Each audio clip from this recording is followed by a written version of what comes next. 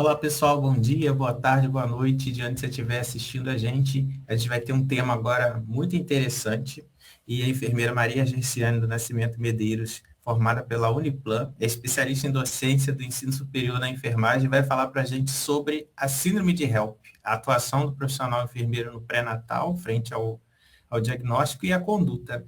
Muito obrigado, Gerciane, por você estar aqui com a gente hoje. A gente agradece sua participação nesse evento. E pode ficar à vontade que a palavra está com você, tá? Obrigado, professor. Olá, pessoal. Espero que todos estejam bem. Meu nome é Maria Gessiane.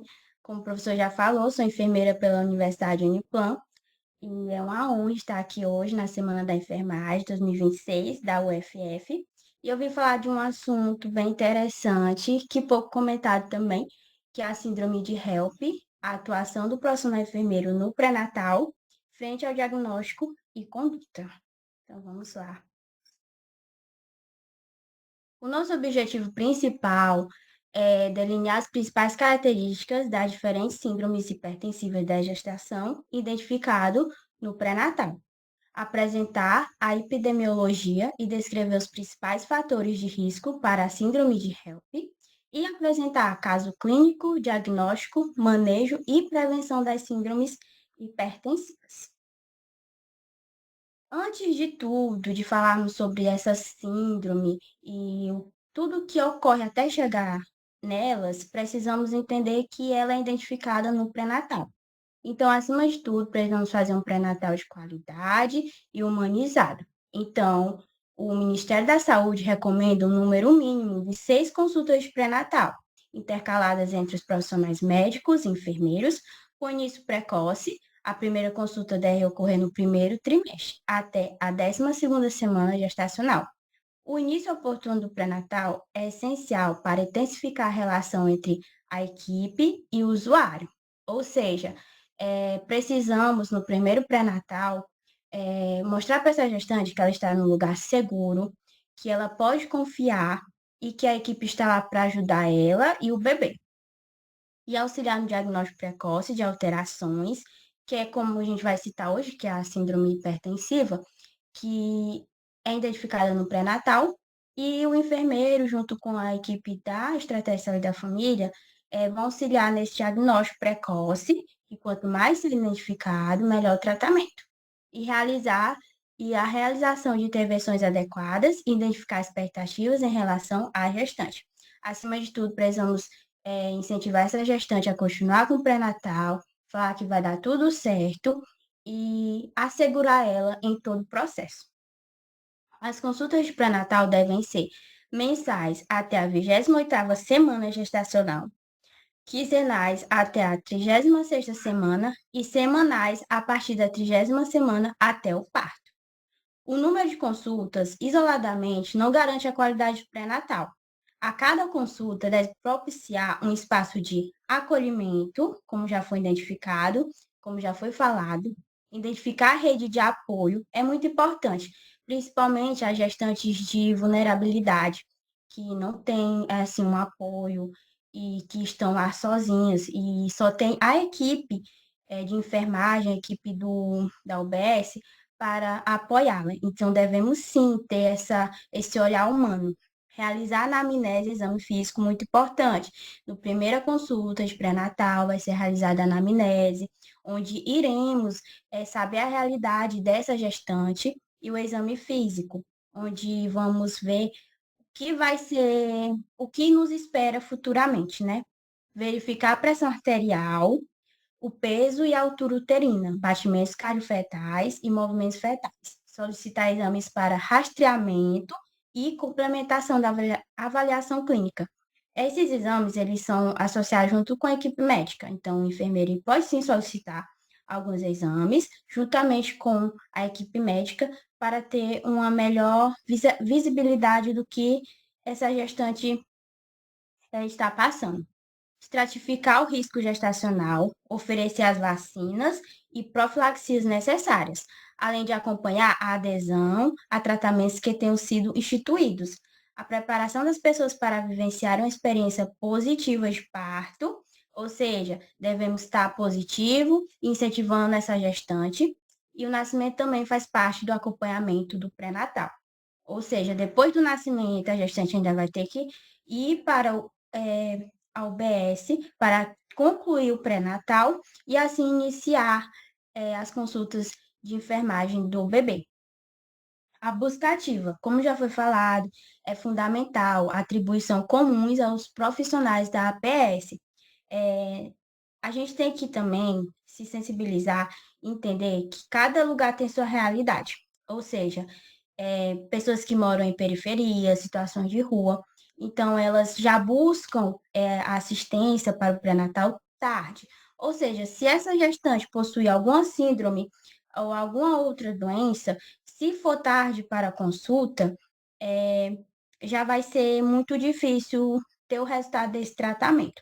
Então, função dos agentes comunitários de saúde, que deve realizar visitas domiciliares e mensais às pessoas gestantes. Aqui na minha cidade tem o consultório na rua, que é os enfermeiros, onde eles fazem essa busca ativa que acompanha as pessoas em situação de rua. Então, eles identificam se tiver alguma pessoa grávida, alguma mulher grávida, para buscar a assistência desse pré-natal, incluindo as que estão em situação de rua, como já citei, podendo envolver outros profissionais da equipe, a depender de cada situação.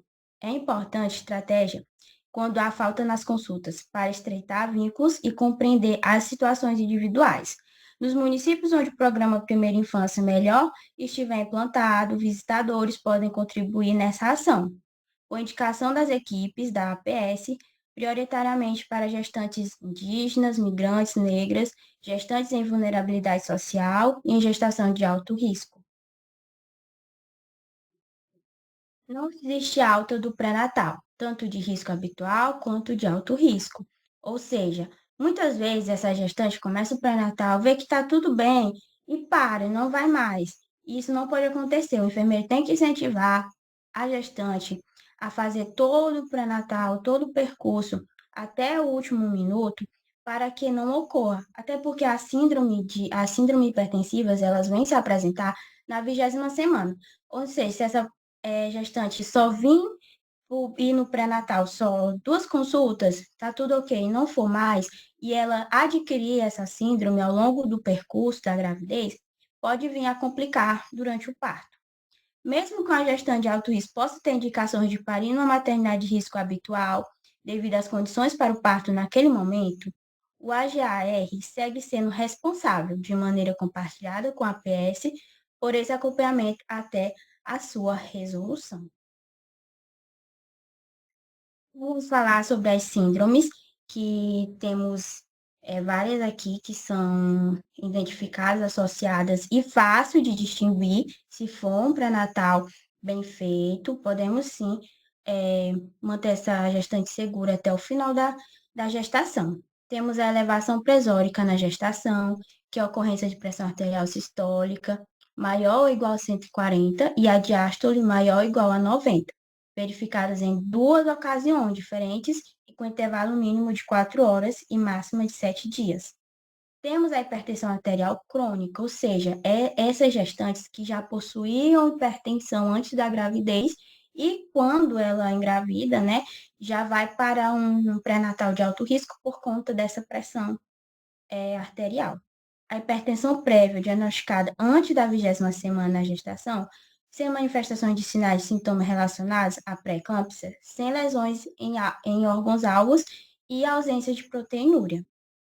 Já a hipertensão gestacional, ela é diagnosticada na 20ª semana. Ou seja, a crônica, essa paciente ela já tem essa hipertensão. Então, e a gestacional, ela é adquirida durante a gravidez. E ela é identificada na 20ª semana de parto. Na 20ª semana de gestação. Ou que persiste até a 22ª semana após o parto. Mas ela é sem proteinúria e sem lesão de órgão-alvo. A pré-eclâmpsia é uma hipertensão diagnosticada após a 20ª semana de gestação com proteinúria ou lesão de órgão-alvo. Se a hipertensão gestacional ela é identificada na 20ª semana e tratada, e se essa for um tratamento de qualidade, fazer o uso dos medicamentos corretamente, ótimo. Mas se não, ela pode evoluir para uma pré-eclâmpsia. E já nessa pré-eclâmpsia, ela vai haver o, vai haver a gestação com proteinúria e a lesão de órgão-alvo, e a pré-eclâmpsia sobreposta à hipertensão arterial, ela pode aparecer sim a proteinúria e após a 20ª semana de gestação. Ou seja, é, ela ainda continua com essa proteinúria após a 20ª semana. Temos a eclâmpsia, que é associada a convulsões, e temos a síndrome de HELP, que é o que vamos dar mais ênfase hoje, que é composta pela hemólise, mais elevação de enzimas hepáticas, mais a plaquetopenia.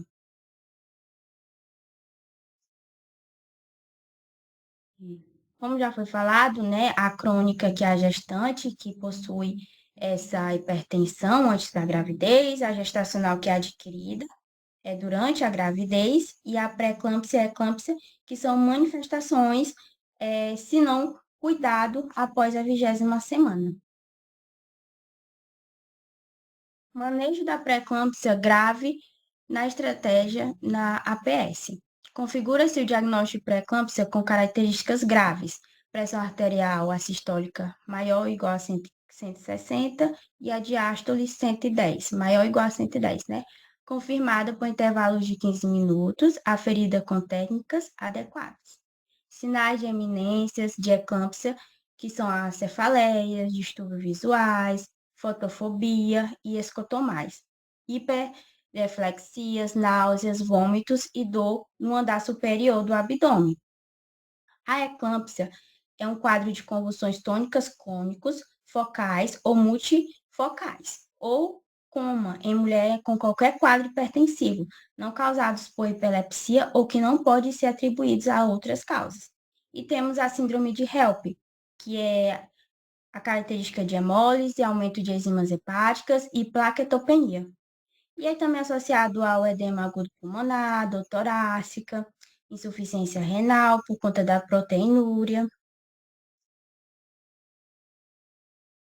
A proteinúria, ela é a presença excessiva de proteínas, ou seja, tem que ser feitos exames para identificar os níveis dessas proteinúrias, que temos os traços de proteinúria, repete em 15 dias, caso se mantenha,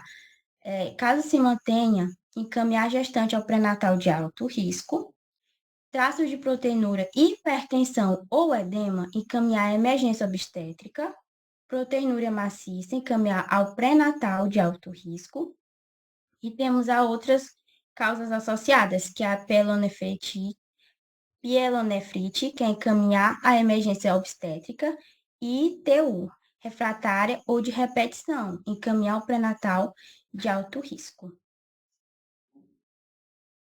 A síndrome de HELP, ela é chamada de síndrome por conta de um conjunto de sinais e sintomas, e HELP, ela é uma sigla em inglês, que o H quer dizer uma hemólise, que é fragmento das células vermelhas, o EL quer dizer elevação das enzimas hepáticas, e o LP, baixa contagem de plaquetas. Quando sabemos que tem baixa contagem de plaquetas, pode acarretar coagulação, né? E vir a ter hemorragia, que é um dos sinais e sintomas da síndrome de HELP. É uma complicação obstétrica grave, pouco conhecida, e de difícil diagnóstico, porque muitas vezes a síndrome de HELP, ela é os mesmos sintomas da pré-eclâmpsia e da eclâmpsia. Então, se não for feita uma avaliação profunda, pode sim ser passado esse diagnóstico da síndrome de HELP, ser comparado com a eclâmpsia e fazer um tratamento para a eclâmpsia e não para a de HELP, e pode causar a morte da mãe e do feto. Então, tem que ficar bem atentos aos sinais e sintomas dessa síndrome.